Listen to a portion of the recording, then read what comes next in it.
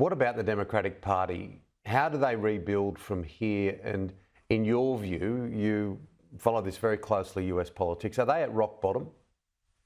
No, but they've been very much damaged by the failure in not only the presidential election campaign, where Donald Trump comprehensively beat Vice President Harris, but the Republicans now have both the Senate and the House of Representatives, and they have a Supreme Court which in large measure is aligned with the views of the incoming administration. So they are behind the eight ball, to use the classic American expression. What they need to do, in my view, Tim, is to look back at their own history towards the 1980s, where a fellow by the name of Al Fromm set about forming a body which became known as the Democratic Leadership Council. And it was an effort to centre the party and to have it occupy the mainstream in American political life. That saw Bill Clinton elected president in 1992 after a string of losses to Ronald Reagan and George H.W. Bush.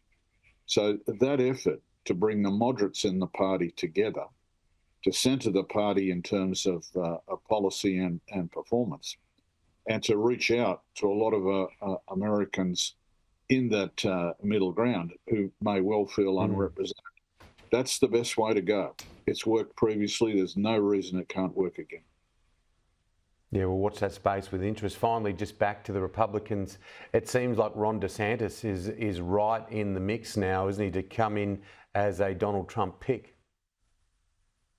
Very likely. Pete Hegseth is struggling despite his bravado in the halls of the Capitol.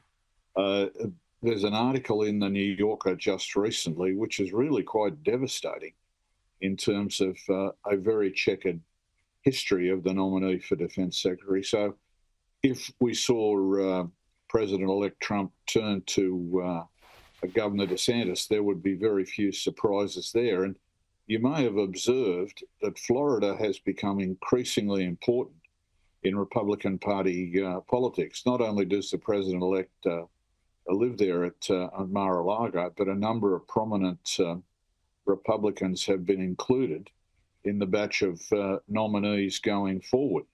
And seems to be a determined effort by Donald Trump to stamp his authority on the Florida Republican Party for the future.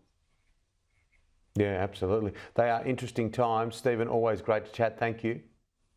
Pleasure, Tim. All the best.